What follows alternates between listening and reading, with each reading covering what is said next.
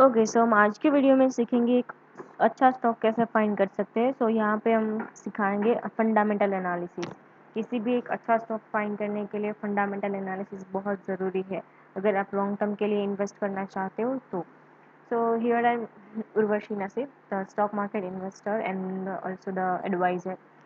I am going to tell you very important things in this video कि एक अच्छा stock find करने के लिए क्या क्या चीज़ें ज़रूरी होती है। पहले आप किसी भी कंपनी का नाम यहाँ पे सर्च कर लो। ओके, मैंने ये मनी कंट्रोल वेबसाइट सिलेक्ट किया हुआ है। वैसे तो बहुत सारी वेबसाइट अवेलेबल है, but I think money control में एक ही पेज में सारी इन्फॉर्मेशन आपको मिल जाएगी किसी भी स्टॉक के लिए। हम यहाँ पे लेते हैं, किसी भी स्टॉक को आप सर्च कर सकते हो। हम टाटा कंसल्टेंसी, यहाँ पे टाइटन है, टोरेंट है, टाटा स्टील है, सब मतलब टी से सारी कंपनियाँ आ जाती है।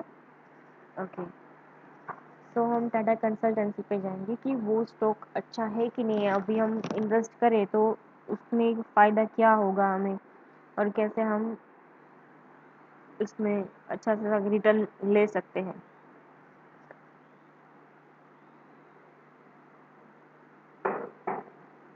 ओके, मनी कंट्रोल में सारी आपको इन्फॉर्मेशन मिल जाएगी।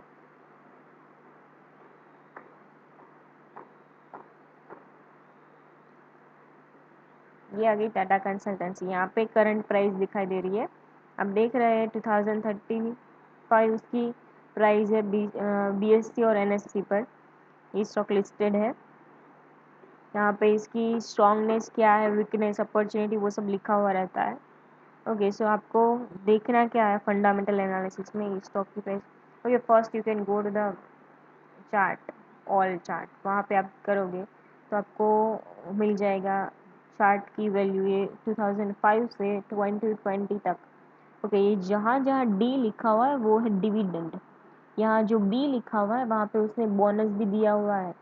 आप देख सकते हो अप डाउन है, बट उसका जो ग्रोथ है वो एकदम अप की साइड है, आप देख रहे हो।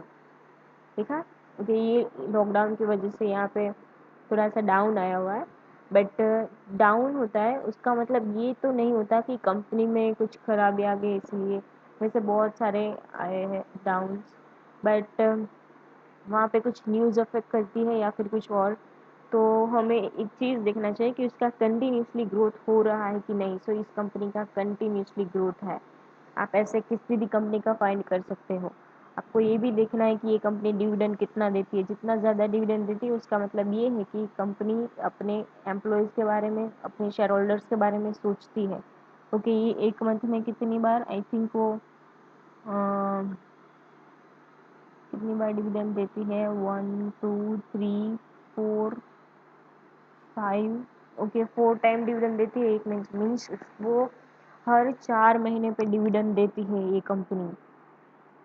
आप ये एक अच्छा सा उसका वी कैन से कि एक अच्छा पॉइंट है, आप कर सकते हो। ओके, यहाँ पे दिया हुआ है मार्केट कैप, ये बहुत बड़ी कंपनी है। यहाँ पे मार्केट कैप दिया हुआ है 1 करोड़ में होता है। ओके, पी रेशियो इसका 23 है। प्राइस अर्निंग रेशियो है इसका कंपनी का। यहाँ पे है इंडस्ट्री पी रेशियो, मीन्स कि उसके जैसी जितनी भी इंडस्ट्री है सारी कंपटीशन मिला के जो आप पूरी इंडस्ट्री का प्राइस अर्निंग रेशियो है वो है 19। उसका मतलब ये है कि ये कंपनी बहुत अच्छी है, बहुत अच्छी मीन्स अभी उसकी प्राइस पूरी इंडस्ट्री से ज़्यादा चल रही है। पूरी इंडस्ट्री का पी रेशियो इतना है 19, बट ये एक कंपनी का इतना है। अगर इसका 18 होता या फिर 19 या फिर मतलब अराउंड जितना 19 होता तो हम समझते कि ये भी कंपनी बाकी कंपनियों की जैसी है और इतनी प्राइस में मिल रही है। वैसे हाई प्राइस होती है उसका मतलब ये होता है कि कंपनी अभी ओवर प्राइस है। 23 पी रेशियो, उसका मतलब ओवर प्राइस की आपको 5 रुपये की चीज़ 7 रुपये में मिल रही है, आप इसे समझ सकते हो। क्योंकि ये एक ऐसा पॉइंट है जहाँ पे आपको इन्वेस्ट, ये कंपनी बहुत अच्छी है इसीलिए इसका पी रेशियो बहुत ज़्यादा है, क्योंकि आप अच्छी प्राइस का पैसा भी ज़्यादा देने के लिए रेडी होते हो, अच्छी चीज़ों के पैसे भी ज़्यादा देने के लिए रेडी हो जाते हो। वैसे ही TCS एक अच्छी कंपनी है। ओके, मैं आपको दिखाती हूँ कि सारी इन्फॉर्मेशन, आप डाउन में चले जाएंगे एकदम डाउन पे, वहाँ पे आपको सारी इन्फॉर्मेशन मिल जाएगी इस कंपनी के बारे में। आपको कौन कौन सी इन्फॉर्मेशन चाहिए। फर्स्ट ये है, न्यूज़ में जाएंगे, बिजनेस है कि उसका बिजनेस क्या क्या है, तो यहाँ पे आप देखेंगे उसका बिजनेस क्या है। फिर उसकी अर्निंग है। फिर अनाउंसमेंट, जो भी अनाउंसमेंट होती है वो डायरेक्ट यहाँ पे दिखाई देती है। फिर stock views, brokerage sector, okay okay, ये सेक्टर में पूरी इंडस्ट्री की इंफॉर्मेशन यहाँ पे मिलती है।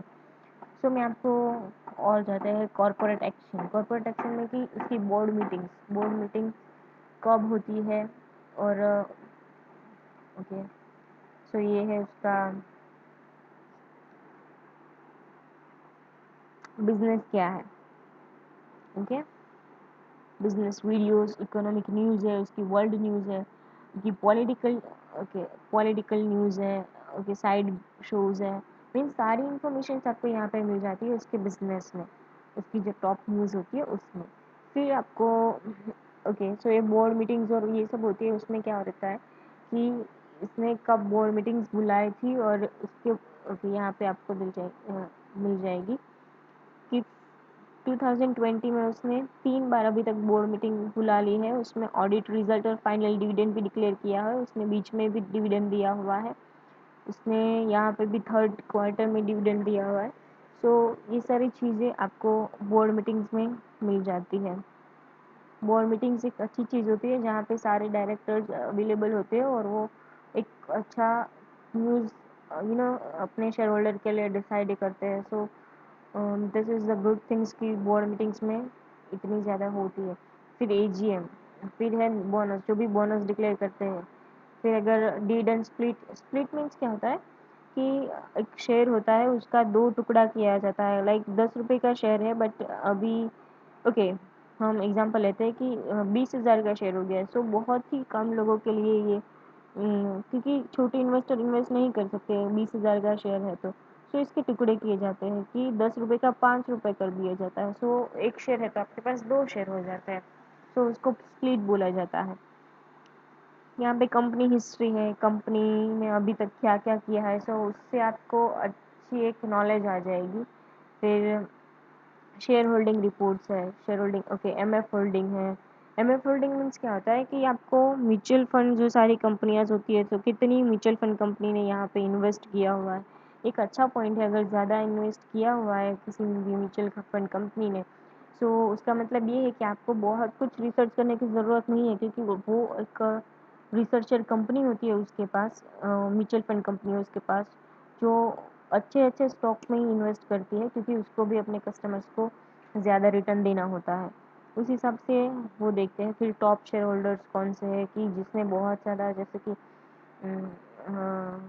बड़े बड़े इन्वेस्टर और बिजनेसमैन होते हैं, उसने बहुत ज़्यादा इन्वेस्ट किया हुआ होता है। So you can see that कि टॉप शेयर होल्डर कौन से हैं। प्रमोटर ने कितना होल्डिंग किया है, ज़्यादा प्रमोटर होल्डिंग होता है उसका मतलब ये होता है कि वो बहुत सारा हिस्सा उसको पब्लिक को नहीं देना चाहते, और वो कंपनी अच्छी होगी तभी वो प्रमोटर अपने पास रखेंगे।